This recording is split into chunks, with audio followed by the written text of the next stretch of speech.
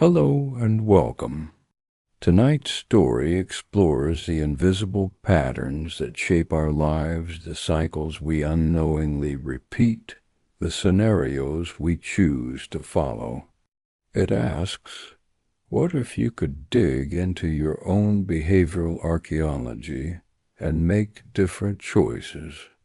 Let this story slowly reveal the truth as you drift off to sleep.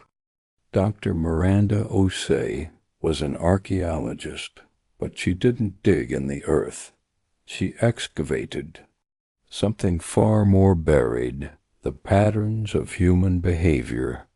She was 54 years old, with dark skin that had spent decades under various suns, and hands that knew the patient work of uncovering things layer by layer.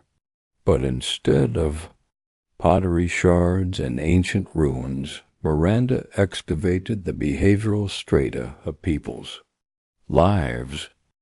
Her office was in a nondescript building in the city, but inside it looked like an archaeological site. The walls were covered with charts and diagrams showing behavior, patterns plotted over time. Shelves held journals and recordings not of ancient civilizations, but of individual human lives. Miranda had discovered over her decades of work as a therapist and researcher that human behavior wasn't random. It followed patterns, deep patterns laid down in childhood and adolescence, reinforced through repetition, becoming so automatic that people couldn't see them anymore. Like geological strata layers of sediment compressed over time into stone, these patterns became the bedrock of personality.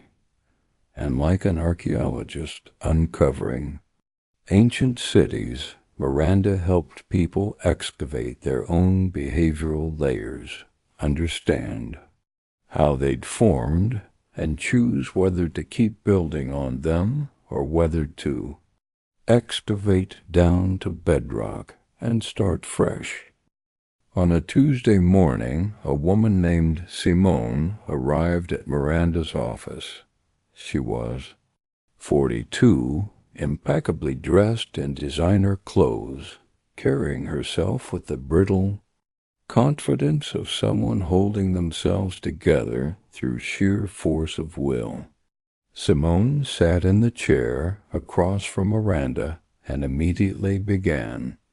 I need to fix my marriage. My husband and I are fighting constantly. I need tools, strategies, communication techniques. Can you help? Miranda didn't reach for her notebook. Instead, she asked a question. How many serious relationships have you been in? Simone blinked, thrown by the question. 4, no, 5. And how did the previous ones end? Simone paused. They fell apart. Different reasons. The first guy was too controlling. The second was emotionally unavailable. The third cheated. The fourth, I don't remember exactly. And now your fifth relationship is in crisis, Miranda said. Tell me, do you see a pattern? Simone's face hardened. Are you saying it's my fault? That I'm the problem? I'm asking if there's a pattern, Miranda said gently. Not assigning fault, but if 5 relationships have followed similar trajectories, intensity, then conflict, then crisis. It's worth asking whether there's something underneath those surface differences. A pattern you're repeating. Simone was silent for a long moment.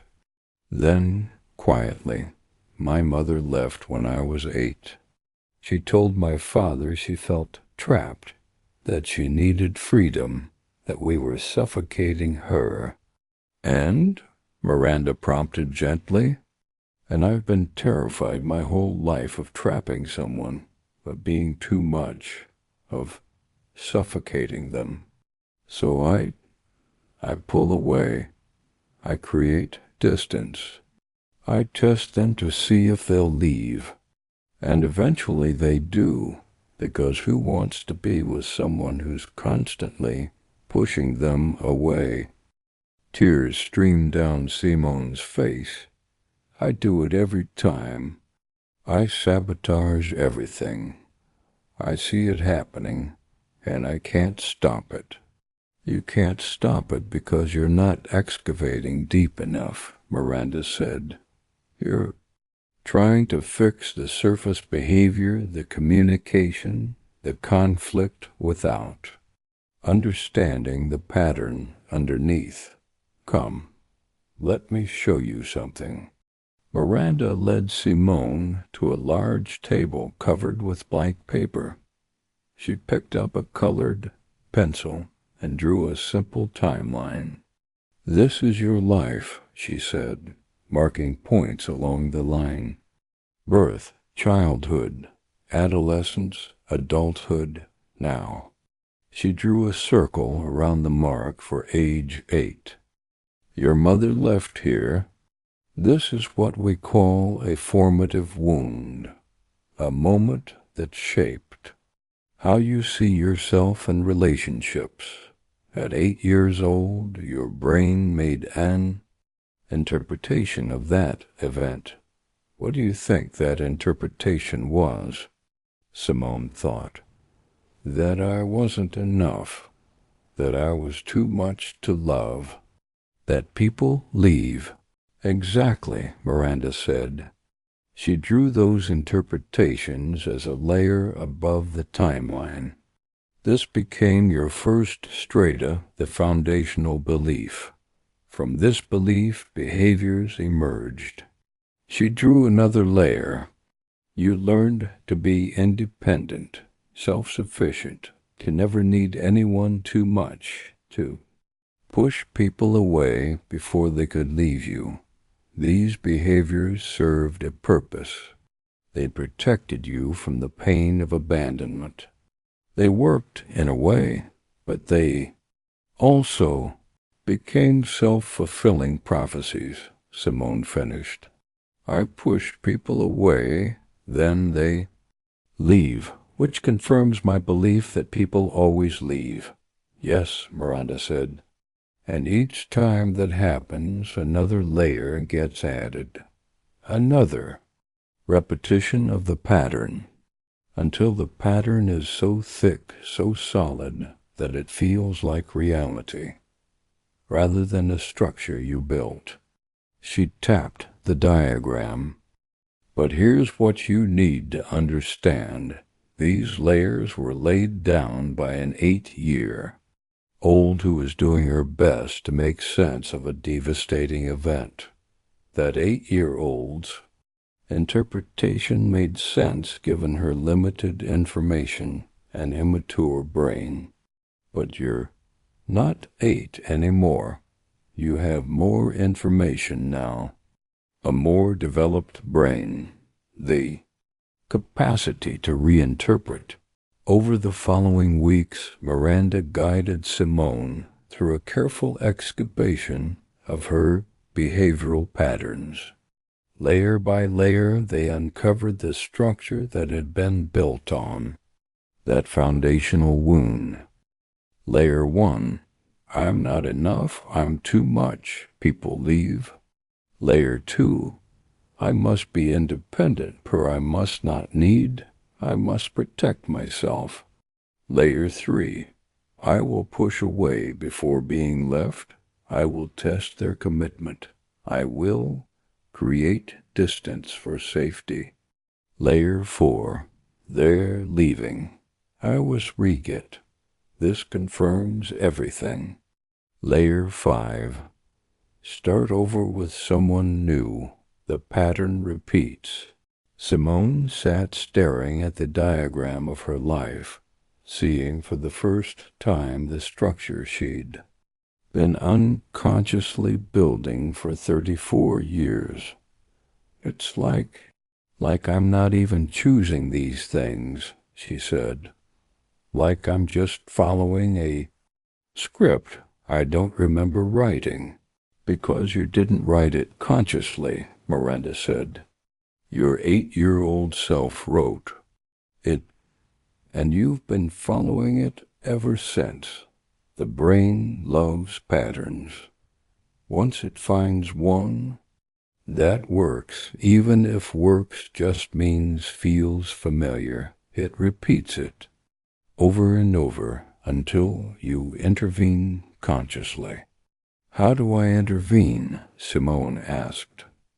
How do I stop this? You don't stop it all at once, Miranda said. You can't just decide to not follow a pattern you've been following for decades, but you can start recognizing when you're in it. You can notice the moment when you're about to push someone away, and in that moment you have a choice. You can follow the pattern or you can do something different. Like what? Like staying, Miranda said simply. Like letting yourself be vulnerable. Like taking the risk of being truly seen instead of protecting yourself by creating distance. It will feel terrifying. Every part of you will scream that you're making yourself unsafe. But that's how you start to excavate down to the foundation and build something new. Simone's next session happened after a fight with her husband, Marcus. She arrived agitated, defensive. He's pulling away, she said immediately. I can feel it. He's losing interest. This is happening again. What happened? Miranda asked calmly. We had a fight about me working too much. He said I prioritize my career over our relationship. And he's right, I do. But it's because I'm trying to be independent, to not be too needy, too. Pause, Miranda interrupted gently. Do you hear what you're doing? Simone stopped. You're in the pattern, Miranda said. Tell me, did Marcus say he was leaving? No, but did he say he didn't love you? No, but I could feel. You could feel the pattern activating, Miranda said. Your brain sensed potential? Abandonment, even though that's not what's actually happening, and immediately started running the familiar script. Push away, create distance, confirm the abandonment before it happens so you have control over it. Simone sat back, shaken. You're right. Oh, God, you're right. So here's your choice point, Miranda said. You can follow the pattern. You can continue working too much, creating distance, pushing Marcus away until he actually does leave.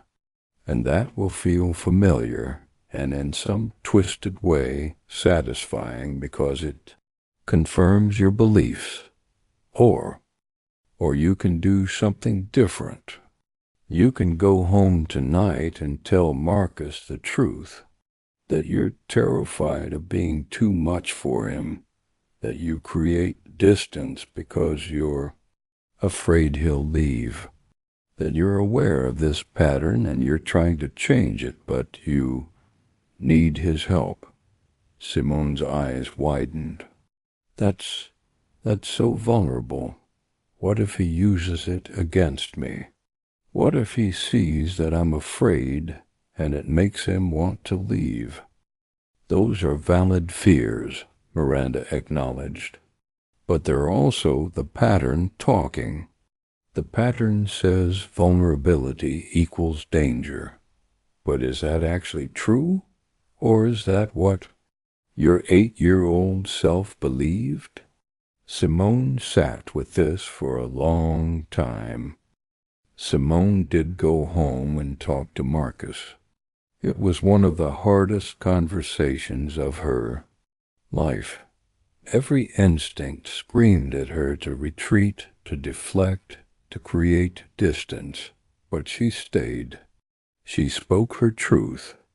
She let herself be seen. And Marcus, instead of leaving or using her vulnerability against her, held her. He told her he'd sensed the distance, that he'd felt her pulling away and hadn't understood why, that he loved her and wanted to work through this together. At their next session, Simone was different, softer, more open. "I did it," she told Miranda. "I stayed vulnerable." And he didn't leave. He moved closer. "How did that feel?" Miranda asked. "Terrifying," Simone admitted. "But also good, real, like I was actually present in my relationship for the first time instead of just running the script." "Good," Miranda said. "That's the new layer starting to form. Every time you choose differently, every time you notice the pattern and choose vulnerability instead of distance, you're adding a new layer, one that's built on consciousness instead of automatic reaction." She drew on Simone's chart again, adding a new layer above all the others. "This layer is, I notice the pattern. I feel the fear. I choose to stay anyway. It's thin, right? Now, fragile. One new choice isn't enough to overcome 34 years of repetition.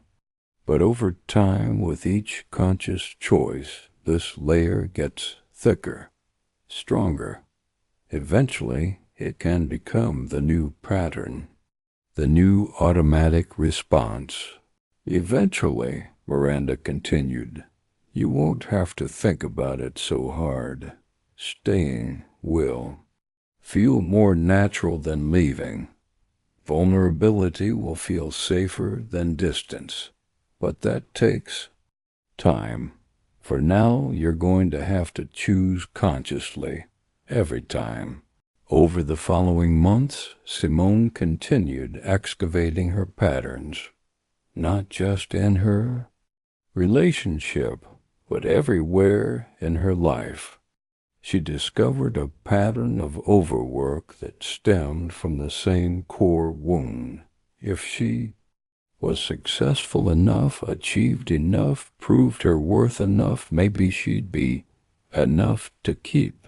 She discovered a pattern with friendships keeping everyone at arm's length, never letting anyone get too close, losing friends not through conflict, but through slow drift. She discovered a pattern of self-sabotage, unconsciously creating problems when things were going too well, because success felt unfamiliar and therefore dangerous. Layer by layer, Miranda helped her excavate, and layer by layer, Simone began to understand that she wasn't broken or doomed. She was simply following patterns laid down by a child doing her best to survive a painful situation.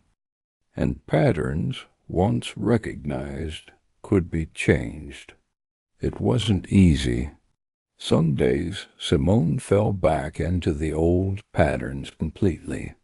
Some weeks, she felt like she was making no progress at all. But slowly, gradually, the new layers began to thicken. The conscious choices began to feel more natural. The automatic reactions began to loosen their grip. A year after her first session, Simone sat in Miranda's office looking at the complete diagram of her excavation. Layers upon layers, patterns upon patterns, all mapped out. In different colors, I never realized how deep it went, she said. How much of my life was being run by this one event when I was 8. Most people don't, Miranda said. We think we're making free choices, but we're often just following patterns we can't see. The unconscious excavation, uncovering, and mapping these patterns, that's how we reclaim our agency. Am I done? Simone asked. Have I excavated enough? Miranda smiled. You're never done. There are always more layers, more patterns to discover. But you've done the crucial work. You can see the patterns now. You can recognize when you're in them. And you've proven to yourself that you can choose differently. That's everything. She leaned back in her chair. The goal isn't to excavate every pattern and be completely free of them. That's impossible. The goal is to be conscious, to see the archaeology of your own behavior and understand how it formed. Then you can choose which patterns serve you and which ones don't. Which layers do you want to keep building on, and which ones do you want to excavate down through and start fresh?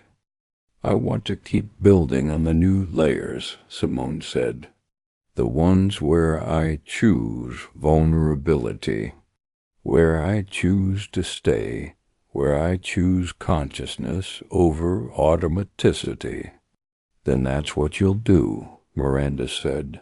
One choice at a time, one new layer at a time, until the new pattern is as strong as the old one was, until staying feels as automatic as leaving used to feel. Simone looked at her life's excavation map one more time. Then she rolled it up, carefully. I'm keeping this, she said, to remind me, to help me see when I'm falling back into the old patterns. Good, Miranda said. We all need reminders. We all need to see our archaeology clearly, because only when we understand how we were built can we consciously choose how to continue building. You, too, have behavioral archaeology, layers upon layers of patterns laid down over years, built on foundational experiences you might not even remember clearly. Some of those patterns serve you, some protect you, some helped you survive difficult times, but some of them, maybe many of them, are running automatically, making your choices for you, keeping you stuck in cycles you don't want to be in.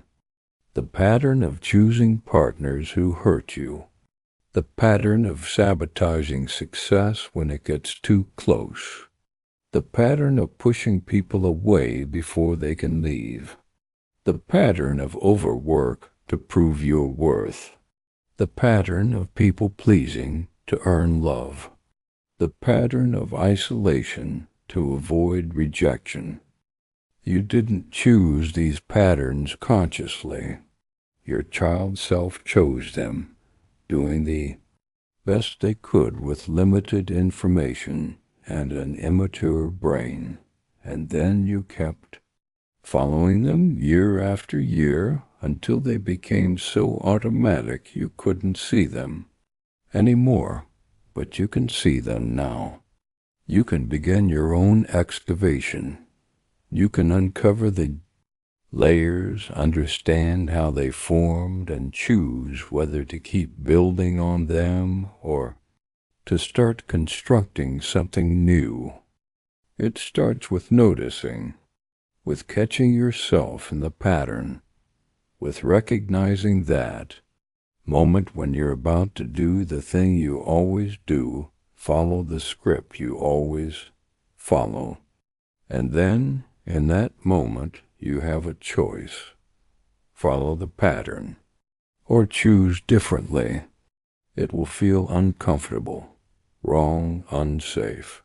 Every part of you will scream to return to the familiar pattern. But that discomfort is growth. That's the feeling of laying down a new layer, of building something different. Tonight, as you drift toward sleep, think about one pattern you're ready to see clearly. Just one, not to fix it all at once, just to notice it, to acknowledge it, to begin the excavation. Tomorrow you can choose differently, just once, just to see what happens. And slowly, layer by layer, you can build the life you want rather than the life your patterns dictate. Rest now in the understanding that you are not your patterns. You are not doomed to repeat the past. You are an archaeologist of your own life, and you have the power to excavate, to understand, to choose. Sleep well. Dream of new layers. Wake ready to build.